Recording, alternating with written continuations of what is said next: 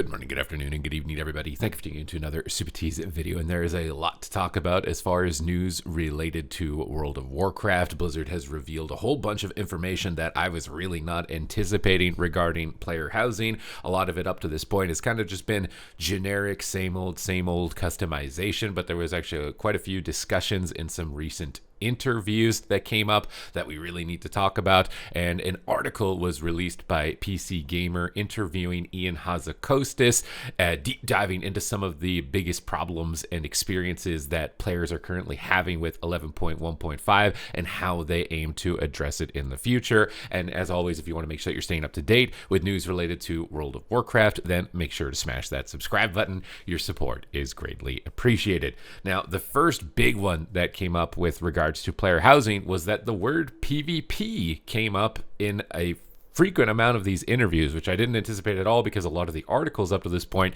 have basically just it's like Voldemort. We can't say the word PvP, but in a lot of these interviews, it actually was brought up, and it was brought up on Twitter as well from Technically PvP, as well as Preach. And Preach was one of the content creators who was doing these interviews with Blizzard developers and designers, and they discussed the ability to create customizable arenas inside of your house. So you could create basically your own personal coliseum, which I thought was really cool. And they also said that if something comes up in player housing that everybody is really liking, that they would be willing to take those ideas and basically bake them into the game, possibly as an actual arena mode. And I thought that was really cool, this idea of player customization, which then suddenly your idea gets incorporated into the actual game, could be a really cool transition. We see that a lot in other games like Roblox, right? Or in Minecraft with player customized maps and things like that. I think it's opening up the table to a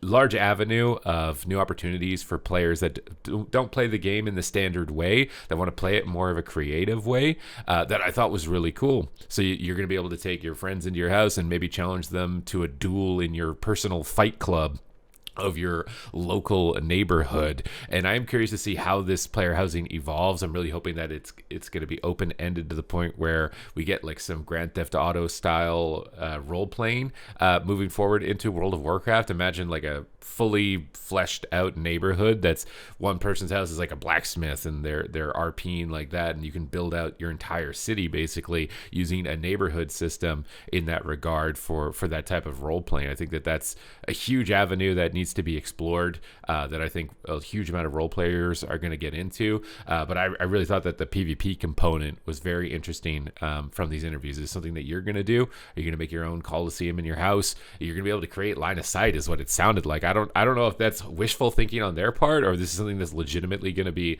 available at launch, but it was discussed very frequently, and it is something that I do hope is going to be the case, because that could be really cool, just inviting your friends over and you've created your own kind of PvP dueling area for your friends to go head to head with each other. But let's get into the PC Gamer article now.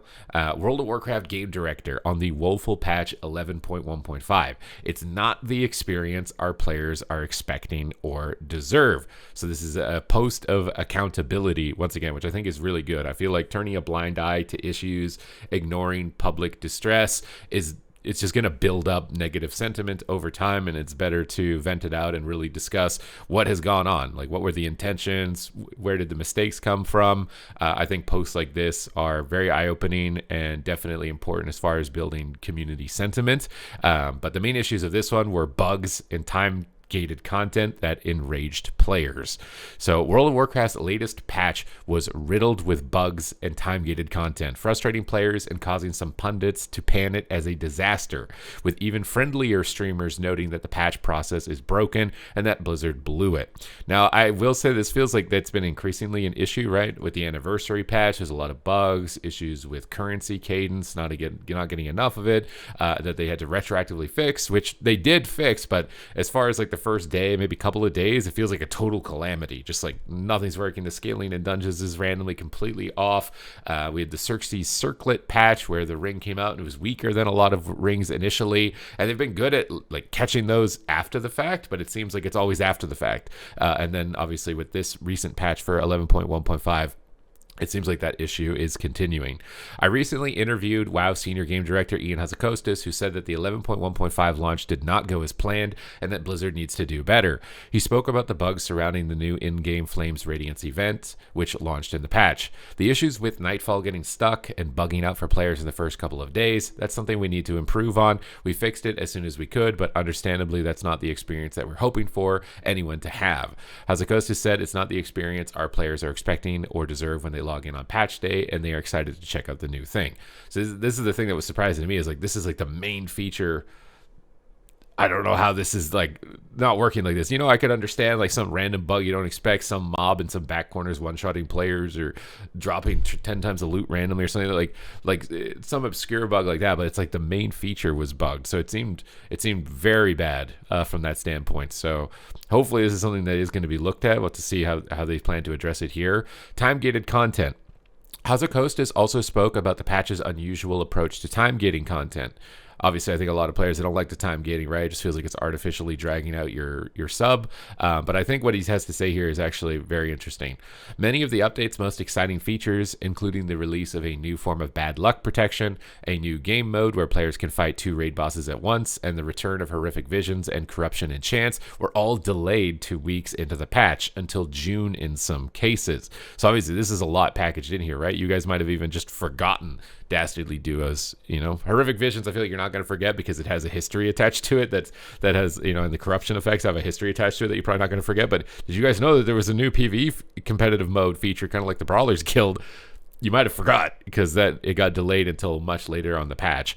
That left only the Flames Radiance events as the main content available at patch launch, and since they were bugged, the patch as a whole landed with a splat. So basically, there's just no new content because the only portion of the content that was available at the beginning just didn't work.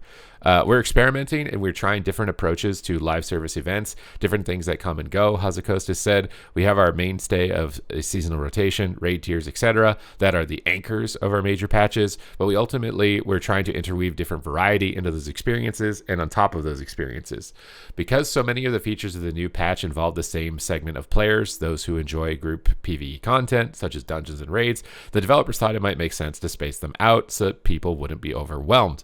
Which I do think is a fair point, right? If you're in the midst of trying to make sure you're staying up to date with your raid, showing up for your schedule, competing your Mythic Keystone week after week, maybe save these extra bonus PvE features until a little bit later on in the patch and everyone's kind of burnt out on the raid. They've cleared it. They've got their characters fully geared. It's like, oh, this is something new. This is something fresh.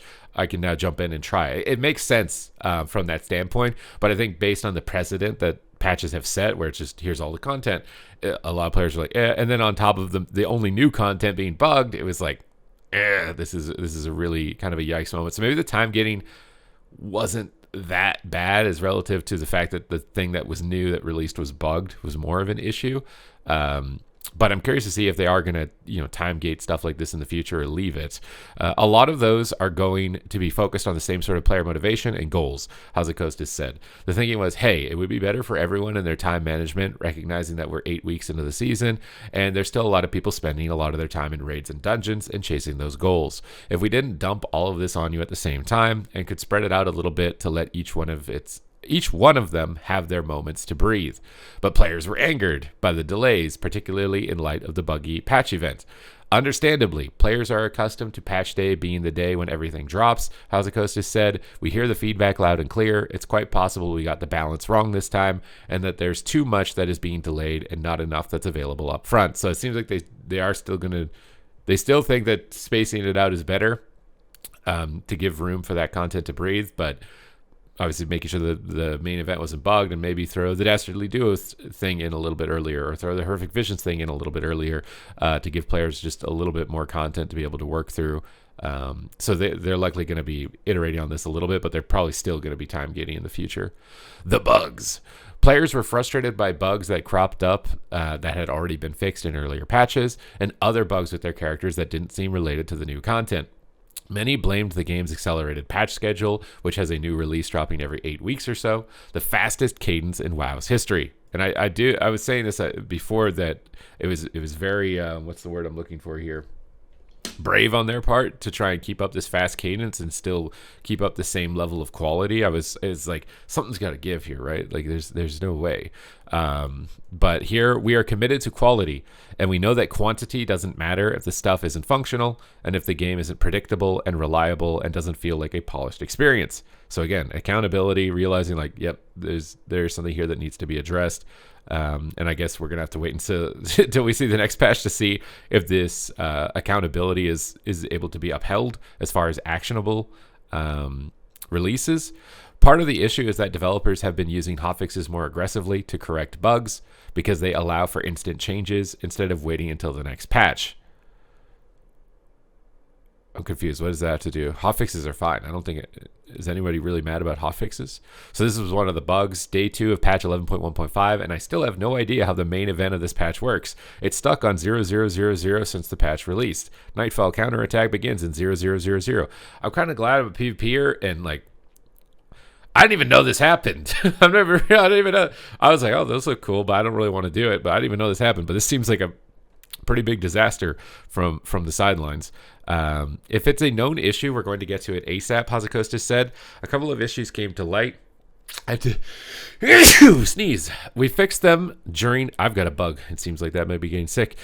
We fixed them during last week's of 11.1, and during that window, we'd already finalized our 11.1.5 build. We have processes to propagate those fixes forward to make sure those changes are applied. Okay, so they're fixing this stuff, but then don't make a post about it because they're hot fixing it. Again, this seems like a retroactive reaction, right? Like, oh, okay, we know how to fix this now that we know that it's there, so now we can fix it. But it's like, why didn't you know it was there in the first place type of deal? It would be my point of view. Where it gets tricky is sometimes there was a different change made to the same piece of data in 11.1.5, and now there's a conflict that can be thorny to untangle and reconcile. It's our job to reconcile and untangle it, but for players who may be mystified about it, how did this possibly break? It's because there are some of those tricky data conflicts. And I do show some mercy or some pity because they're working with an engine that is just decades old with so many things layered on top of it that it's like a Jenga tower, and you take a piece out and you think the tower is fine, and then the whole rest of it ends up falling down. And I don't really know the resolution to that as far as an engine side of things, because other than remaking the game from the ground up, I think that's just inevitably going to be something that continues to be the case with WoW. We still miss a few things, and that's something that we work closely with QA on to understand, like what was the loophole in our testing and our process and our data verification that led to this. Blizzard tracks WoW's escape rate, the number of bugs that make it into the wild. He said the team wants that rate to be in the low single digits on all pieces of data touched in any given patch. I honestly, that's a bold goal to go after with how old WoW's engine is and the track record with it. Because I feel like there's probably millions of bugs in the game since the dawn of time. There's probably still like, I don't think you could ever squash every bug that's in WoW, even if you had a 100% no bug rate for the rest of your future patches. There's so much stuff that you don't even consider as a bug that's probably a bug. We want to do better every time compared to how we did in the last. Again, I still think that this is really good. Accountability. The pace of the patches is faster, but that doesn't reduce the team's commitment to quality, he said. If there is ever an update where we know there are serious issues, we're not going to push it out just because we've set this 8-week target, he said. We're never consciously compromising quality. I don't think that's the issue. I think it's like, how did this not be? I don't know how you wouldn't know that the event wasn't starting. Like, that's what I don't understand. Like, what is the difference? That would have been a good question for this. What is the difference between the internal testing? Like, I mean, I imagine if you're an internal tester and you do the event and it's frozen at 000, be like, hey, this is frozen at 000. It's like literally the first thing that you would do if you're testing it, no? So like, it must not have been bugged before you released it. Otherwise, there's got to be some really big issue going on, because that doesn't make any sense to me. We're going to listen, we're going to learn, and we'll try to do better next time. Again, good accountability, but it's just to wait and see, I guess, how it plays out. Players have enjoyed the faster patch rates, so the team is looking for ways to improve, not slow down. Yeah, I don't think they can't trim off the faster patch rates. But at the same time, they just said we're not going to compromise quality, so these are a little bit conflicting between these two statements. So if it is compromising and low quality, you will delay it, but at the same time you want to enjoy the faster patch rates. We're just in an era of gaming where you need more content faster than ever, because you're just competing with so many different games, so many new releases. You have to keep the attention spans of players whose attention spans are shrinking over time. So like, they do have to keep this goal, and again, I do pity them for having to do that, because I feel like it's going to be really tough. Rather than say we're going to slow down and serve our players less, we'd rather ask, how can we polish this further? How can we tighten our processes so that things don't slip through the cracks and we are getting content into players' hands at the rate they deserve, he said.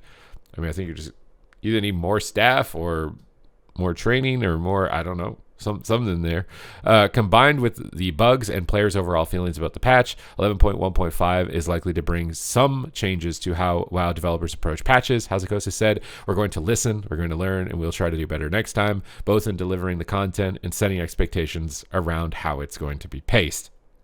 So they're adapting to the new release cadence, obviously, and there's going to be some hiccups and some burps, and there's always going to be some stuff that slips through the cracks. But again, like these like main feature events seem to be the issue for a lot of players. Or if the event actually started, I'm sure a lot of this sentiment would not have been as volatile as it was.